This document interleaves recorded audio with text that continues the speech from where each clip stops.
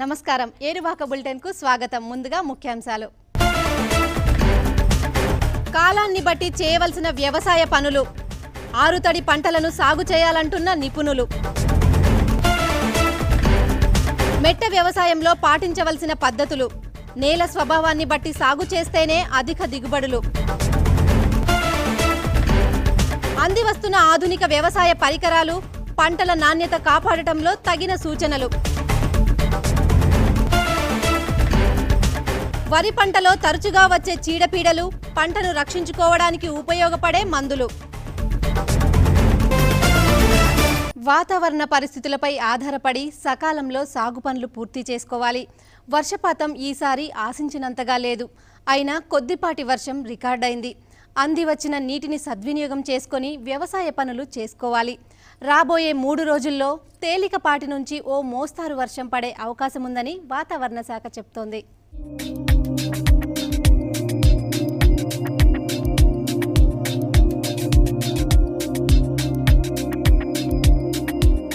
గడిచిన 5 రోజుల్లో ఆంధ్రప్రదేశ్లోని చాలా ప్రాంతాల్లో తేలికపాటి నుంచి ఓ మోస్తరు వర్షాలు పడ్డాయి.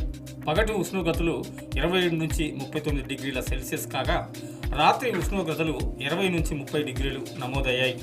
ఇక తెలంగాణ రాష్ట్రంలో పగటి ఉష్ణోగ్రతలు 29 నుండి 37 డిగ్రీలు కాగా రాత్రి ఉష్ణోగ్రతలు 23 నుంచి 27 డిగ్రీల సెల్సియస్గా రికార్డ్ అయ్యాయి. రాబోయే 3 రోజుల్లో ఆంధ్రప్రదేశ్లోని ప్రకాశం, నెల్లూరు, రాయలసీమ జిల్లాల్లో తేలికపాటి నుంచి ఓ మోస్తరు వర్షాలు పడతాయని ఆచార్య ఎన్జీ రంగా వ్యవసాయ విశ్వవిద్యాలయం వాతావరణ పరిశోధన కేంద్రం ప్రకటించింది. అలాగే తెలంగాణ రాష్ట్రంలోని కొన్ని ప్రాంతాల్లో తేలికపాటి వర్షాలు పడే అవకాశం ఉందని తెలిపింది.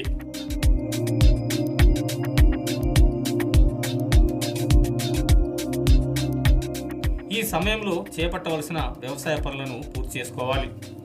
ప్రస్తుతం నెలకొన్న వర్షాభావ పరిస్థితిలో ఆరుతడి, వర్షాధార పంటల్లో అంతర్కృషి చేసుకోవాలి. కలుపును నివారించి నేలలోని తేమను సంరక్షించుకోవాలి. నేలలో తేమ ఉన్నట్లయితే 20 నుంచి 25 రోజుల, 40 నుంచి 45 రోజుల ప్రతి పైరుకి ఎకరాకి 30 నుంచి 35 కిలోల యూరియా, 10 కిలోల మ్యూరేట్ ఆఫ్ పొటాష్ వేయాలి. మొక్కజొన్న విత్తిన 25 నుంచి 30 రోజులకు పైపాటుగా ఎకరానికి 45 నుంచి 50 కిలోల యూరియా వేయాలి. వరి నారుమళ్లు వేసుకున్న రైతులు కార్బోఫ్యూరాన్ 3G గుళికలను 200 చదరపు మీటర్ల నారుమడికి 1 కిలో వంతున నారు పీకడానికి వారం రోజుల ముందు వేసుకోవాలి. వరిలో జింకు లోపం ఉన్నట్లయితే 2 గ్రాముల జింక్ సల్ఫేట్ లీటర్ నీటికి కలిపి 5 నుంచి 7 రోజుల వ్యవధిలో 2 నుంచి 3 సార్లు పిచికారీ చేయాలి.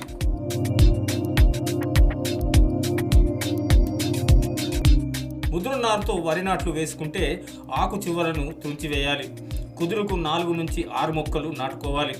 1 చదరపు మీటర్ విస్తీర్ణంలో 40 నుంచి 50 కుదుర్లు ఉండేటట్లు చూసుకోవాలి. సిఫారసు చేసిన నత్రజని మోతాదులో 3/2 వంతు దమ్ములో వేసుకోవాలి. మిగిలిన 3/1 వంతు నత్రజనిని చిరుపొట్ట దశలో వేయాలి.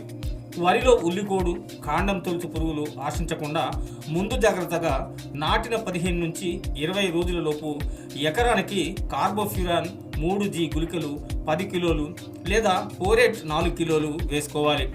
వరిలో తాటాకు తెగులు గమనించినట్లయితే దీన్ని నివారించడానికి 2 మిల్లీలీటర్ల ప్రొఫెనోఫాస్ లేదా 2.5 మిల్లీలీటర్లు క్లోరిఫైరిఫాస్ లీటర్ నీటికి కలిపి పిచికారీ చేసుకోవాలి.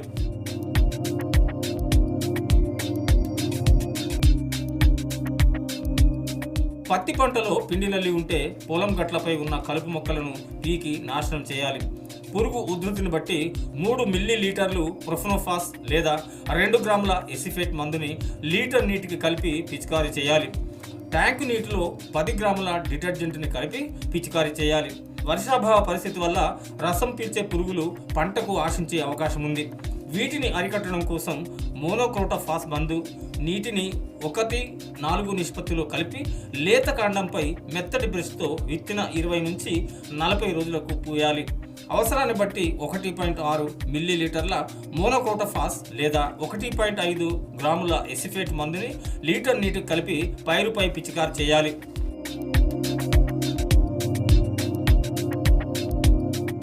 మొక్కజొన్న పంట వేసుకున్న రైతులు పైరులో కాండం తొలుచు పురుగులను గమనించినట్లయితే 15 రోజుల వయసు ఉన్న పైరుకు 0.3 మిల్లీలీటర్ క్లోరాంట్రా నిలిప్రోల్ మందుని లీటర్ నీటికి కలిపి పైరుపై చల్లుకోవాలి. ఆ తర్వాత దశలో ఈ పురుగులు ఆశించితే కార్బోఫ్యూరాన్ 3G గుళికలను ఎకరానికి 4 కిలోల వంతున వేసుకోవాలి. ఇక సోయా చిక్కుడిని సాగు చేసుకుంటున్న రైతులు పంటకు కాండం తొలుచు పురుగులు ఆశించినట్లయితే 1 గ్రామ్ ఎసిఫేట్ మందుని లీటర్ నీటికి కలిపి పిచికారి చేసుకోవాలి.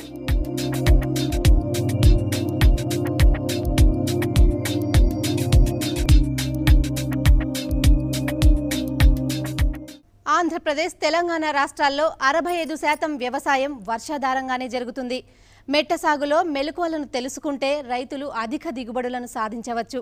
వర్షాలకు అనుగుణంగా తమ పంటలను సాగు చేసుకోవాలి. లేకపోతే పంట ఎండిపోయి నష్టపోతాం. మెట్ట సాగు చేసుకునేటప్పుడు నేల స్వభావాలను, సాగు చేసుకోవాల్సిన పంటలను గురించి తెలుసుకోవాలి.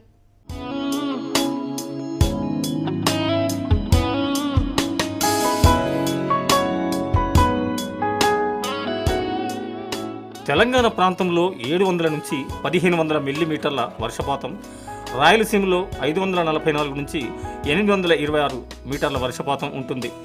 కోస్తాంధ్రలో 757 నుంచి 1130 మీటర్ల వర్షపాతం సగటున నమోదవుతుంది.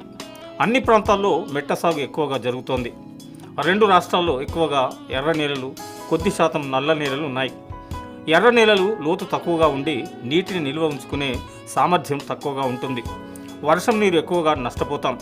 నీటి ప్రవాహంలో సారవంతమైన పైపొర మట్టి, పోషకాలు కొట్టుకుపోతాయి. అందుకే మెట్ట వ్యవసాయంలో భూ సంరక్షణకు ఎంతో ప్రాధాన్యం ఉంది.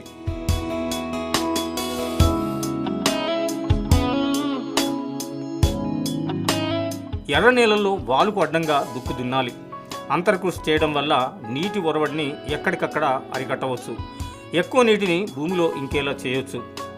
2% వాలు ఉన్న నేలల్లో ప్రతి 50 మీటర్ల దూరానికి 0.63 ఘనపు మీటర్ల పరిమాణంలో కాంటూరి ఘాట్లు వేయాలి. పైపొర గట్టిగా ఉండే నేలలకు ఎకరాకు 15 టన్నుల ఇసుకను తోలి కలియదున్నాలి. ఇలా చేస్తే వర్షం నీరు బాగా ఇంకి నీటి వృధా తగ్గుతుంది. ఇలాంటి నేలల్లో వేరుశనగ ఊడలు సులభంగా దిగి కాయలు బాగా ఊరడానికి అవకాశం ఉంటుంది. వేరుశనగలో అంతర పంటగా కందిని వేసేటప్పుడు కందితో పాటుగా ఉరబడిని అరికట్టే ఉలవ, అలసంద కలిపి విత్తాలి. ఇలా చేస్తే వృధాని అరికట్టడమే కాకుండా అధిక దిగుబడులు పొందవచ్చు.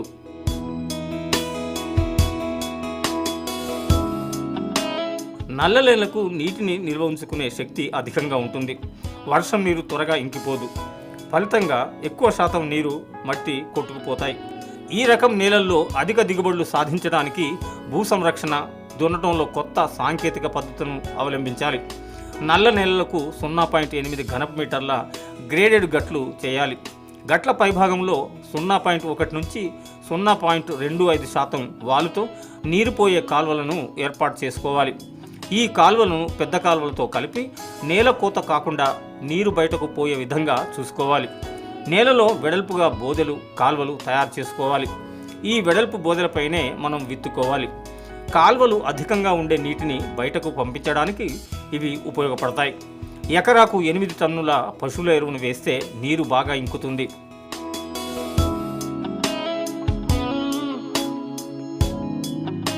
మెట్ట పొలాలు వేరుశెనగ, ఆముదము, ప్రొద్దుతిరుగుడు, నువ్వులు, కుసుమలు వంటి నూనె గింజల సాగుకు అనువుగా ఉంటాయి.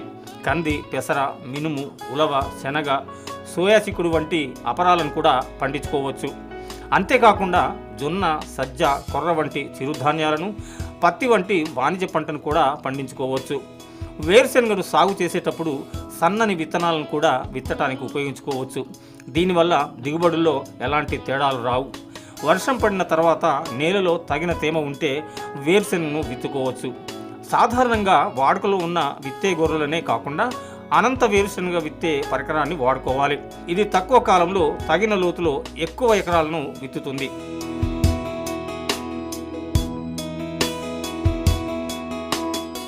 మెట్ట పొలాల్లో పంట సాగు చేసేటప్పుడు పంట మొదటి దశలో చీడపీడలను తట్టుకోవడానికి విత్తన శుద్ధి తప్పనిసరిగా చేసుకోవాలి.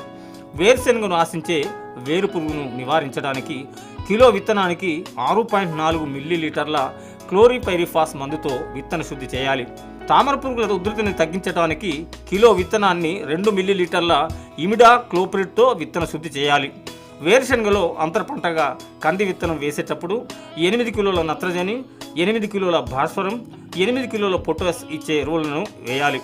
సజ్జ, జొన్న, సజ్జ, కంది అంతర పంటలుగా వేసుకుంటే 8 కిలోల నత్రజని, 8 కిలోల భాస్వరం వేసుకోవాల్సి ఉంటుంది.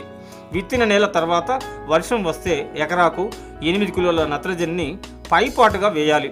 ఉలవల పంటకు 4 కిలోల నత్రజని, 12 కిలోల భాస్వరం వేసుకోవాలి. భూసార పరీక్షలు చేయించి భాస్వరం, పొటాష్ ఎరువులు ఎంత అవసరం అవుతాయో నిర్ధారించుకోవాలి. ఆ మోతాదులోనే ఎరువులను వేసుకోవాలి.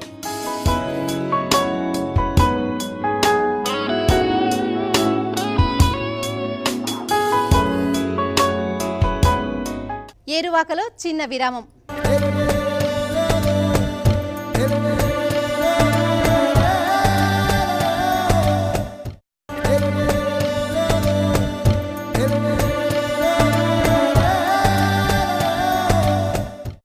ఏరువాకకు తిరిగి స్వాగతం.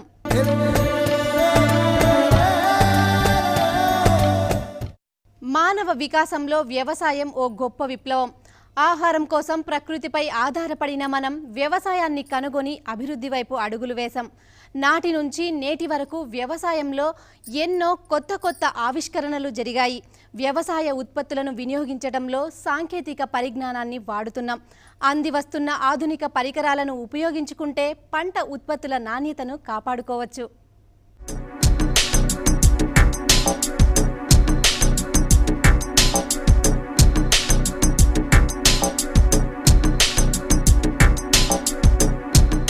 వ్యవసాయ ఉత్పత్తుల్లో నాణ్యత, ఆహార భద్రతలను పొందడానికి పంట కోత తర్వాత సాంకేతిక యంత్ర పరికరాల వాడకం ఎంతో అవసరం.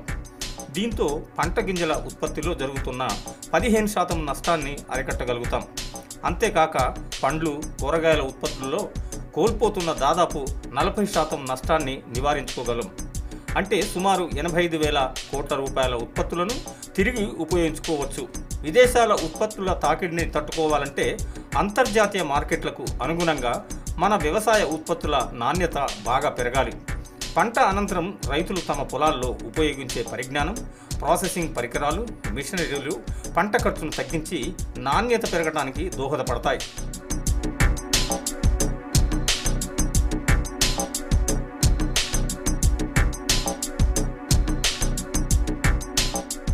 పంట కోత తర్వాత శాస్త్రీయ పద్ధతులతో తేమను, వేడిని డ్రైయింగ్ ద్వారా నియంత్రించుకోవాలి.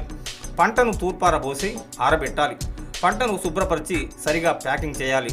పంట నిల్వల్లో పురుగులు, ఎలుకలు, సూక్ష్మజీవులు, బూజు, తెగులు నివారణకు తగిన చర్యలను చేపట్టాలి.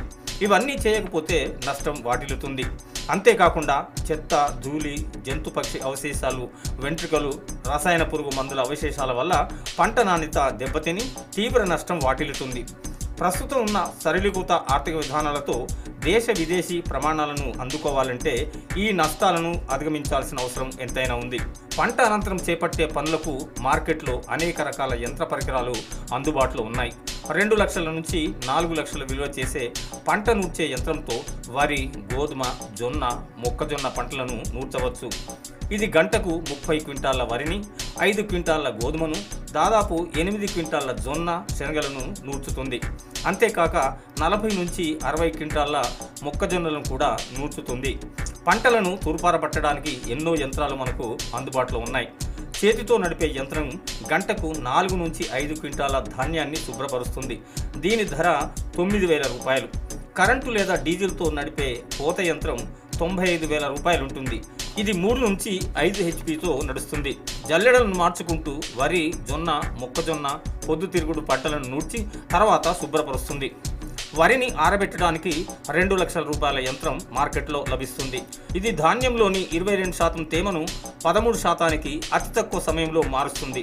ఇక మొక్కజొన్న గింజలను కండెల నుంచి వేరు చేయడానికి చేతితో నడిపే యంత్రం 1000 రూపాయలకు లభిస్తుంది.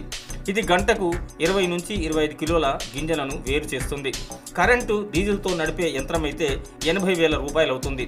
అయితే ఇది గింజలను శుభ్రం కూడా చేస్తుంది. వేరుశనగ యంత్రంతో బాగా ఎండిన మొక్కల నుంచి గంటకు 3 నుంచి 10 క్వింటాల కాయలను వేరు చేయొచ్చు. మోటార్ లేదా ట్రాక్టర్తో నడిచే ఈ యంత్రం ధర 45,000 నుంచి 75,000 రూపాయలు ఉంటుంది.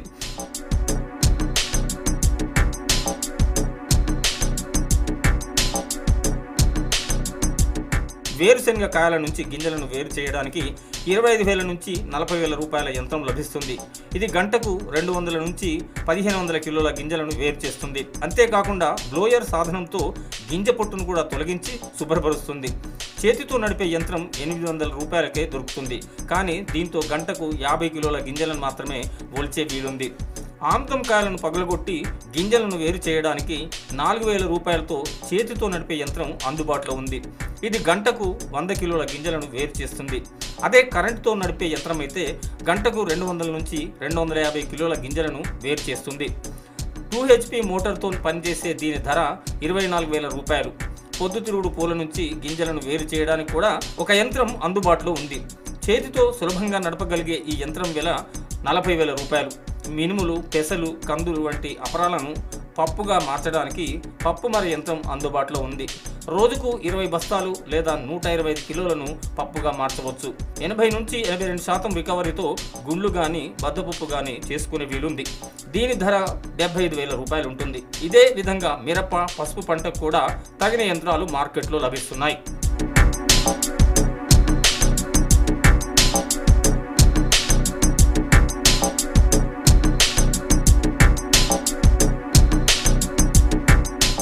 వరిలో తెగుళ్లు రావడం సహజం.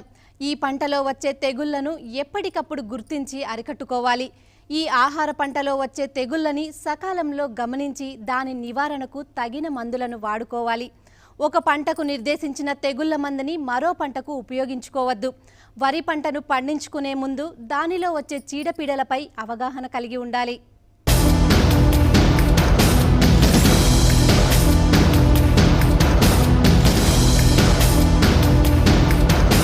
వరి సాగులో వచ్చే సాధారణ తెగుళ్ల పట్ల మనం అప్రమత్తంగా ఉండాలి. ముఖ్యంగా తాటాకు తెగులు వచ్చినప్పుడు దాని నివారణకు తగిన చర్యలు తీసుకోవాలి. విత్తన సిద్ధు చేసి పంటను సాగు చేసిన అంతకుముందు నేలలో ఉన్న శిలీంధ్రాల వల్ల కొన్నిసార్లు సమస్యలు తలెత్తవచ్చు. వాటిలో తాటాకు తెగులు ఒకటి. ఈ సమస్య వచ్చినప్పుడు మొక్కలను గమనించితే ఆకు 2 పొరల మధ్యలో పచ్చని పదార్థాన్ని తీసివేయడం వల్ల ఆకులపై తెల్లని మచ్చలు ఏర్పడతాయి. క్రమంగా ఆకులు ఎండిపోతాయి. ఈ లక్షణాలు గమనించినప్పుడు దీని నివారణకు ప్రోఫినోఫాస్ 2 మిల్లీలీటర్లు లేదా మోనోక్రోటోఫాస్ 1.6 మిల్లీలీటర్లు 1 లీటర్ నీటిలో కలిపి పిచికారీ చేయాలి.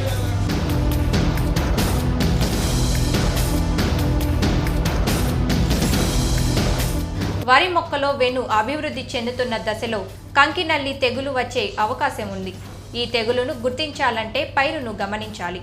మొక్క పూలలోని అండాశయాన్ని, పొప్పుడిని నాశనం చేస్తాయి. దీనివల్ల తాలుగింజలు ఏర్పడతాయి. ఈ పురుగులను తొందరగా గమనించితే నష్టాన్ని నివారించుకోవచ్చు. దీని నుంచి బయటపడడానికి ప్రోఫినోఫాస్ 2 మిల్లీలీటర్లను 1 లీటరు నీటిలో కలిపి అంకురం ఏర్పడే సమయంలో పిచికారీ చేయాలి.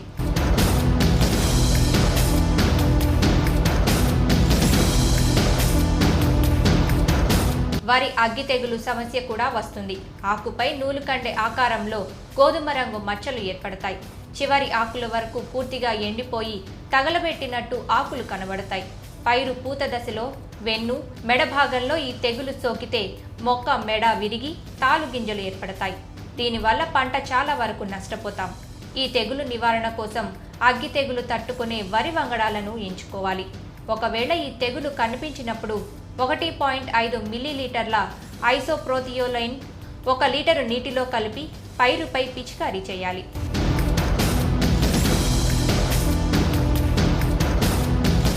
వరిలో వచ్చే మరో తెగులు బ్యాక్టీరియా ఎండాకు తెగులు. ఈ తెగులు సోకినప్పుడు ఆకుల అంచు వెంబడి పసుపు రంగుల మచ్చలు ఏర్పడతాయి. క్రమంగా ఆకులు పూర్తిగా ఎండిపోతాయి. ఈ తెగులును అరికట్టడానికి తెగులును తట్టుకునే వరి రకం వంగడాలను ఎంచుకోవాలి. సిఫారసు చేసిన నత్రజని ఒకేసారి వేయకుండా తక్కువ మోతాదులో ఎక్కువసార్లు వేయాలి.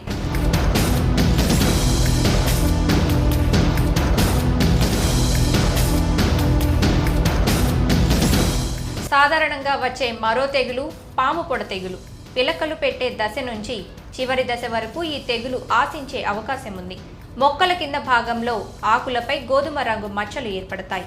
ఇవి క్రమంగా పెరిగి పాము పొడ వంటి మచ్చలుగా మారుతాయి. ఈ తెగులు ఎక్కువైతే పైరు పూర్తిగా ఎండిపోతుంది. దిగుబడి పూర్తిగా నష్టపోతాం. ఈ తెగులు నుంచి బయటపడాలంటే 1 మిల్లీలీటర్ పొఫికెనజాల్ని లీటర్ నీటి వంతున కలిపి పిచికారీ చేయాలి. లేదా 2 మిల్లీలీటర్ల హెక్సాకొనజాల్ 1 లీటర్ నీటిలో కలిపి పిచికారీ చేయాలి.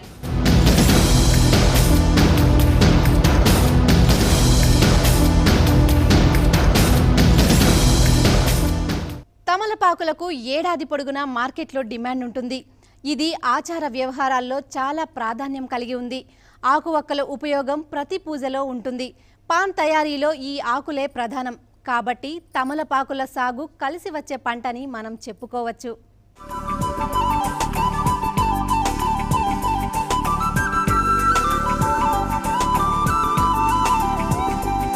తమలపాకులు మన జీవితంతో పెనవేసుకుపోయాయి. ఏ శుభకార్యం తలపెట్టినా తమలపాకులు ఉండాల్సిందే.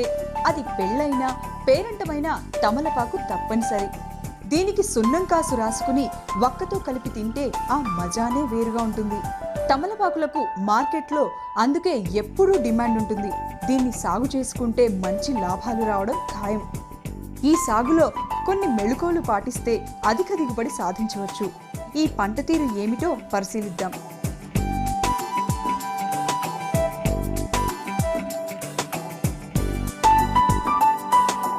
సంవత్సర వర్షపాతం 750 నుండి 1500 మిల్లీమీటర్లు ఉండి 10 నుంచి 40 డిగ్రీల సెల్సియస్ ఉష్ణోగ్రతలు ఉండే ప్రాంతాలు తమలపాకు సాగుకు అనుకూలంగా ఉంటాయి. నీరు ఇంకే సారవంతమైన ఎర్రగరప నేలలు కూడా ఈ సాగుకు పనికి వస్తాయి. క్షార గుణాలుండి మురుగునీరు పోని నల్ల భూములు సాగుకు పనికిరావు. తమలపాకు తీగలకు ఎక్కువ కవటలు ఉండి అధిక దిగుబడినిచ్చే కపూరి రకాలను పండిస్తున్నారు. మే జూన్ మాసాల్లో భూమిని బాగా దున్ని సమం చేసుకోవాలి.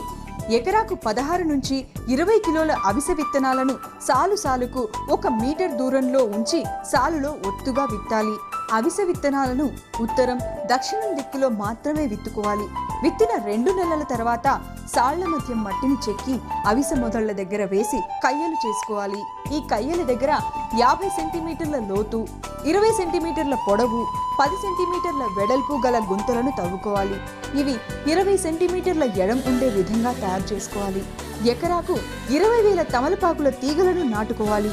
తీగలను నాటే ముందు 0.5% బోర్డో మిశ్రమం, 250 ppm స్ట్రెప్టోసైక్లిన్ మిశ్రమంలో 10 నిమిషాలు శుద్ధి చేసుకుని నాటుకోవాలి.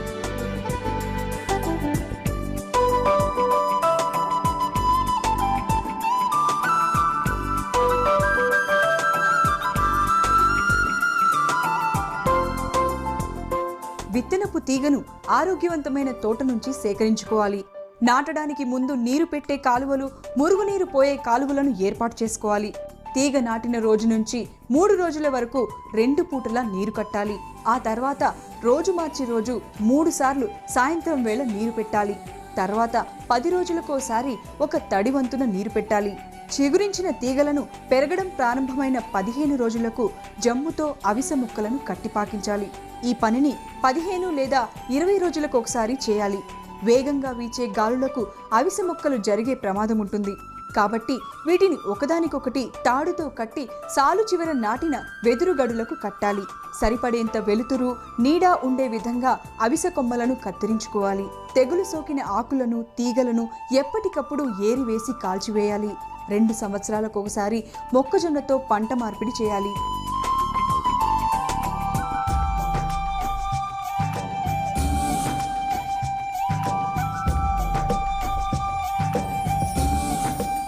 తమలపాకు తీగ నాటే ముందు దుక్కిలో ఎకరాకు 40 కిలోల భాస్వరం, 40 కిలోల పొటాష్ వేయాలి.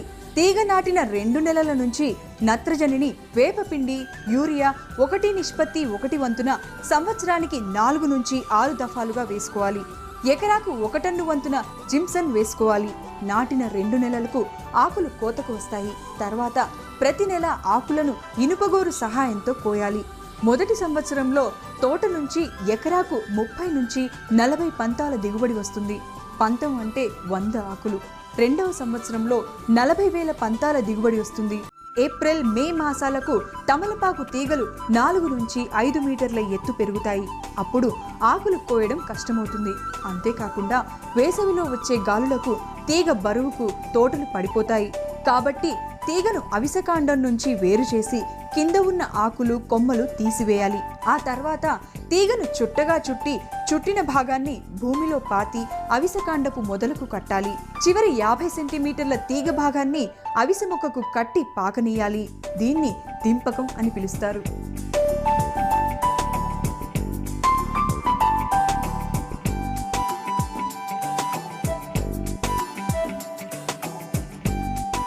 తమలపాకు సాగులో కొన్ని సమస్యలుంటాయి. ఈ తీగకు పొగాకు లద్దె పురుగు ఆశించే అవకాశం ఉంది. దీనివల్ల ఆకులపై రంధ్రాలు ఏర్పడతాయి. ఈ పురుగుల నివారణకు అక్టోబర్, నవంబర్ నెలల్లో వేప నూనె 5 మిల్లీలీటర్లు లీటర్ నీటికి కలిపి కోతకు వచ్చిన ఆకులు కోసిన తర్వాత పిచికారీ చేయాలి. తమలపాకులను అగ్గిపురుగు ఆశిస్తుంది. ఇది ఆకుల నుంచి రసం పీల్చడం వల్ల ఆకులపై కాలిన మచ్చలు ఏర్పడతాయి. ఈ సమస్య వచ్చినప్పుడు 1 లీటర్ నీటిలో కార్బనిల్ 50% పొడి 2 గ్రాములు కలిపి కోతకు వచ్చిన ఆకులు కోసిన తర్వాత మిశ్రమాన్ని పిచికారీ చేయాలి. తమలపాకుని తెల్ల నల్లి కూడా ఆశించే అవకాశం ఉంది. ఇది ఆకుల అడుగు భాగంలో చేరి రసం పీల్చుతుంది. దీంతో ఆకులు ముడతపడిపోతాయి.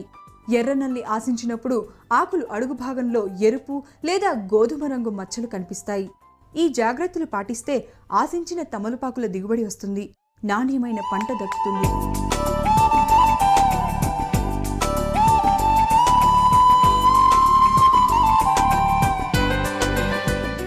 ఇది ఈనాటి ఏరువాక. మరిన్ని విశేషాలతో మళ్ళీ కలుద్దాం. అంతవరకు సెలవు. నమస్కారం.